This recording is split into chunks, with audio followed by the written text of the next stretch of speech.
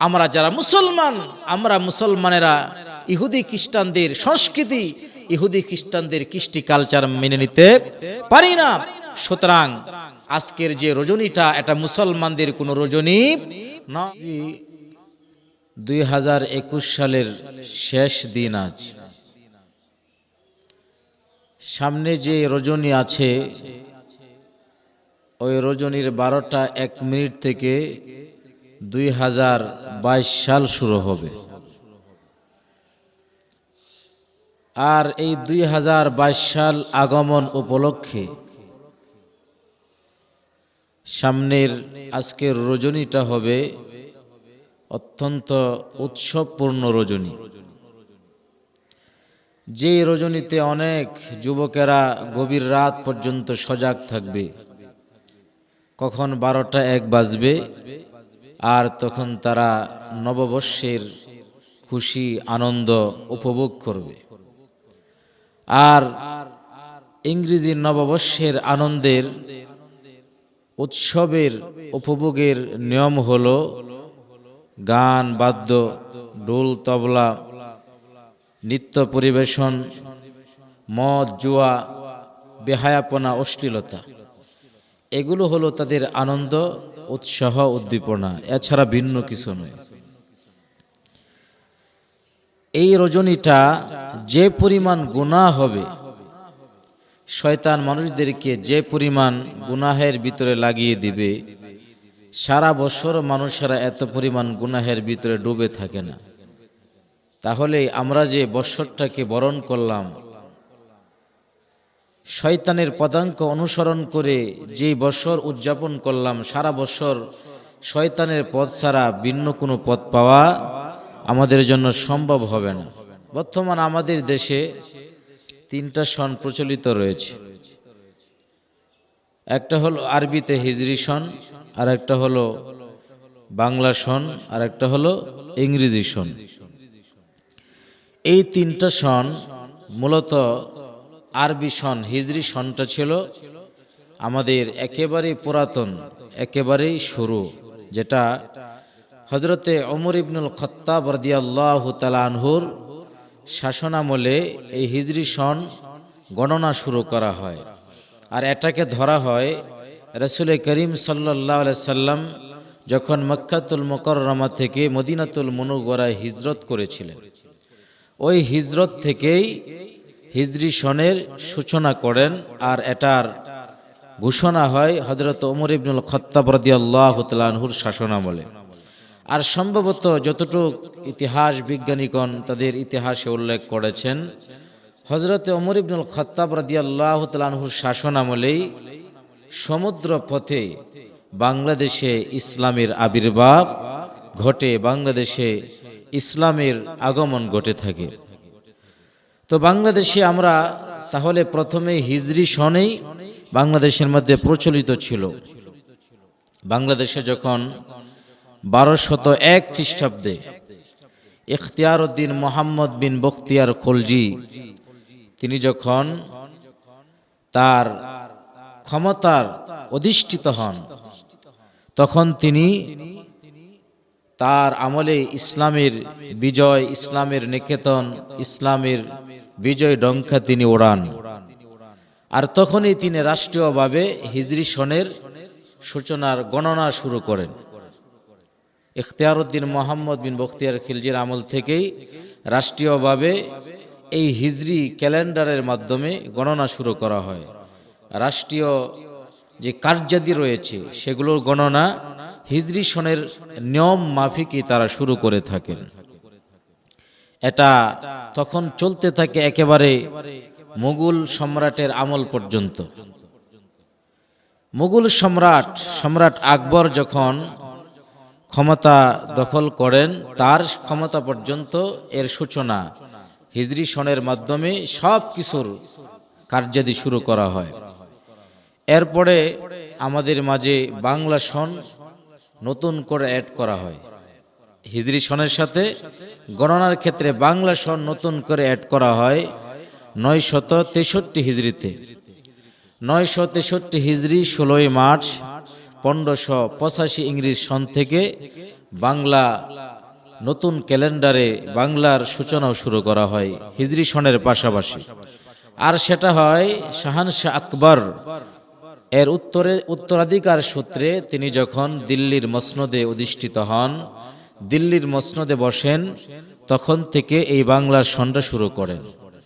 কেন বাংলা সন? তখন খাজনা আদায়ের সুবিধার জন্য, খাজনা আদায়ের সুবিধার্থে তখন প্রজাদের থেকে কর আদায়ের লক্ষ্যে খলিফার নির্দেশে অর্থাৎ আকবর শাহেনশাহের নির্দেশে আমির ফতেউল্লাহ সিরাজি তার নেতৃত্বে বাংলা সনের প্রবর্তন করা হয়।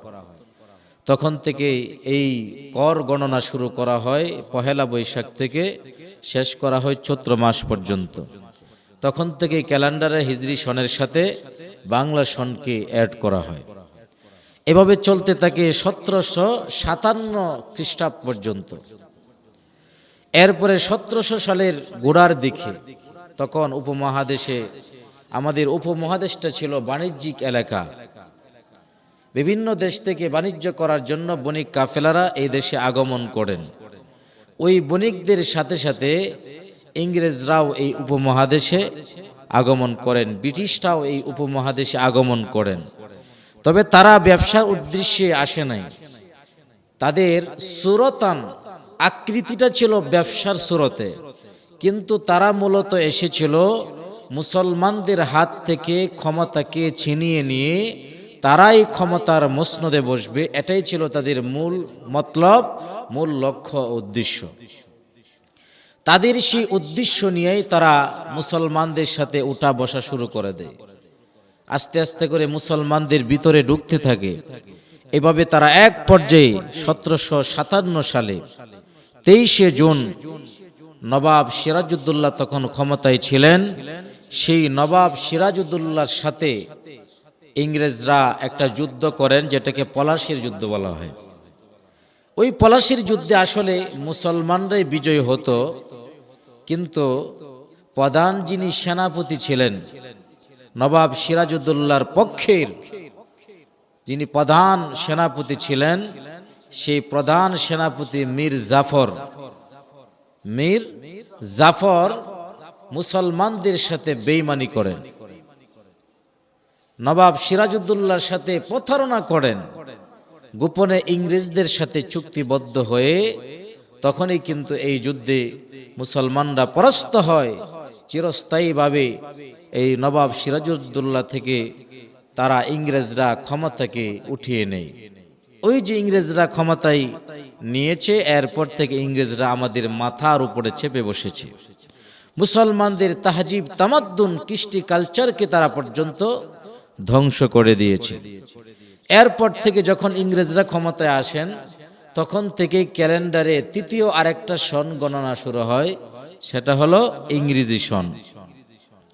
তাহলে আমরা আরবি সন, বাংলা সন এবং ইংরেজি সন তিনটা কখন থেকে শুরু হয় তার বিস্তারিত আমরা জানলাম।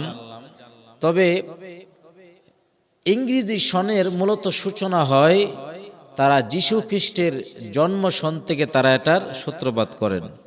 হিজরি সন যেমন রাসূল করিম সাল্লাল্লাহু আলাইহি ওয়াসাল্লামের হিজরত থেকে শুরু করেন, আর তারা ইংরেজি সনটা শুরু করেন যীশু খ্রিস্টের জন্মদিন থেকে শুরু করে।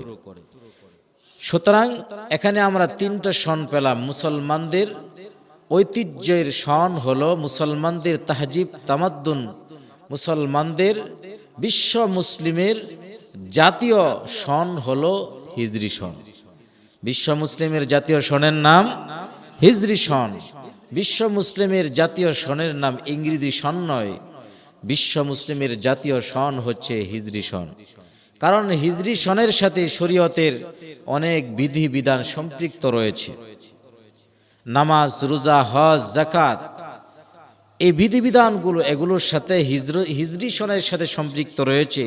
আরবি মাসের সাথে সম্পৃক্ততা রয়েছে, চন্দ্রের সাথে এগুলোর সম্পৃক্ততা রয়েছে। চন্দ্রের হিসাব ছাড়া রোজা রাখা যাবে না, চন্দ্রের হিসাব ছাড়া রোজা ভঙ্গ করা যাবে না, চন্দ্রের হিসাব ছাড়া হজ, যাকাত ইত্যাদি, অর্থাৎ হিজরি সন ছাড়া মানুষেরা এগুলোর হিসাব নিকাশ করতে পারবে না। কারণ হজেরও একটা নির্ধারিত সময় আছে না নাই, রোজারও একটা নির্ধারিত সময় আছে, যাকাতেরও একটা নির্ধারিত সময় রয়েছে। এগুলোর হিসাব নিকাশ হবে মূলত হিজরি সনের মাধ্যমে। তাহলে আরবি সনটা হলো মুসলমানদের ঐতিহ্য, আর বাংলা সনটা হলো বাঙালি জাতির জন্য একটা পরিচয়ের মাধ্যম, ভিন্ন কিছু না। এর সাথে শরীয়তের কোনো সম্পর্ক নয়, কিন্তু হিজরতের সাথে শরীয়তের সম্পর্ক। আর ইংরেজি সনটা হলো খ্রিস্টানদের প্রতীক। ইংরেজি সনটা খ্রিস্টানদের প্রতীক, এটা মুসলমানদের কোনো প্রতীক নয়। তারা যীশু খ্রিস্টের জন্মদিন থেকে এটার সূচনা তারা করে থাকেন। এর সাথে আমাদের ধর্মের কোনো সম্পর্ক নাই। ইসলামের তাহজিবি তামাদ্দুন কৃষ্টি কালচারের সাথে এর সাথে কোনো সম্পর্ক নাই। তবে ইংরেজি সনের সাথে যেহেতু জাগতিক বিভিন্ন বিষয়ের সম্পৃক্ততা রয়েছে, যেমন জাগতিক বিষয়ের ক্ষেত্রে কোর্ট কাছারি, অফিস আদালত, ধর্মীয় বিভিন্ন শিক্ষা প্রতিষ্ঠান, ব্যবসা লেনদেন আন্তর্জাতিক পর্যায়ের, এগুলোর সাথে যেহেতু ইংরেজি সনের সাথে বিভিন্ন সম্পৃক্ততা রয়েছে, সেই হিসাবে ইংরেজি হিসাব রাখাটা আমাদের জন্য জরুরি। তবে জরুরতটা কতটুকুন? শরীয়তের বিধান হলো আজ-জরুরাতু তাতাকাদ্দারু বিকদরি জরুরা। জরুরত ততটুকুনি গ্রহণ করা হবে যতটুক প্রয়োজন, প্রয়োজনের বাইরে গ্রহণ করা যাবে না। ইংরেজি সনটা আমাদের জন্য ততটুকুই গ্রহণ করা যাবে যতটুক আমাদের জাগতিক হিসাব নিকাশের ক্ষেত্রে প্রয়োজন হয়। এছাড়া অতি উৎসাহ বা অতি উৎসাহিত হয়ে এটাকে আমাদের নিজেদের জন্য একটা উৎসবের দিন বা এটা আমাদের জন্য আনন্দের দিন, এগুলো হিসেবে গ্রহণ করা যাবে না। কারণ মুসলমানদের ধর্মীয় সংস্কৃতি আছে না নাই? মুসলমানদের সংস্কৃতি রয়েছে, মুসলমানদের ঐতিহ্য রয়েছে। সুতরাং মুসলমানরা মুসলমানদের ইতিহাস, মুসলমানরা মুসলমানদের ঐতিহ্য রেখে মুসলমানরা কখনো খ্রিস্টানদের পদাঙ্ক অনুসরণ করতে পারে না। খ্রিস্টানদের থেকে আমরা, ইংরেজদের থেকে আমরা যে উপহার পেয়েছি তা হল, ইংরেজরা যখন ক্ষমতায় অধিষ্ঠিত হয়েছে লক্ষ লক্ষ মুসলমানদেরকে তারা হত্যা করেছে। মুসলমানদের অনেক ওলামায়ে কেরামদেরকে, হাজারো হাজারো ওলামায়ে কেরামদেরকে ফাঁসির কাস্টে তারা ঝুলিয়েছে। মাল্টার কারাগারে মুসলমানদেরকে প্রক্ষুব্ধ করা হয়েছে, সেখানে তাদেরকে দুঃখে দুঃখে মরতে হয়েছে। আন্দামান দ্বীপপুঞ্জে বহু উলামায়ে কেরামদেরকে, বহু মুসলমান নেতাদেরকে তারা সেখানে নির্বাসন দিয়েছে।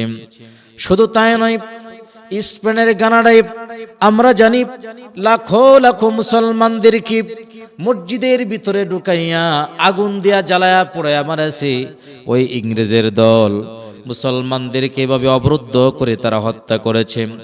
সমুদ্রের মাঝখানে মুসলমানদের জাহাজগুলোকে বাসাইয়া দিয়া, এরপরে জাহাজগুলোকে ডুবাইয়া দিয়া মুসলমানদেরকে তারা হত্যা করেছে। গভীর সমুদ্রের তলদেশে মুসলমানদের জাহাজগুলো ডুবে তারা মুসলমানদেরকে এভাবে হত্যা করেছে। শুধু তাই নয়, মুসলমানদের নারীদের ইজ্জতকে তারা লুণ্ঠন করেছে। মুসলমানদের দুধের বাচ্চাগুলোকে তারা হত্যা করেছে। এইভাবে তারা মুসলমানদের উপরে জুলুম নির্যাতন করেছে ওই ইংরেজের দলেরা। আর ওই খ্রিস্টানদের অনুশাসন আমরা মুসলমানদের বাচ্চারা মেনে থাকি, এর চাইতে দুঃখ মুসলমানদের আর কিছু হতে পারে না।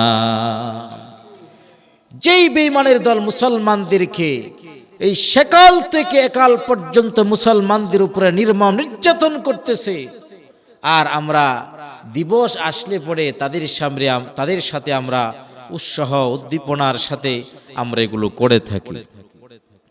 এজন্য এই 31 নাইটে, এটা হলো খ্রিস্টানদের একটা ধর্মীয় সংস্কৃতি।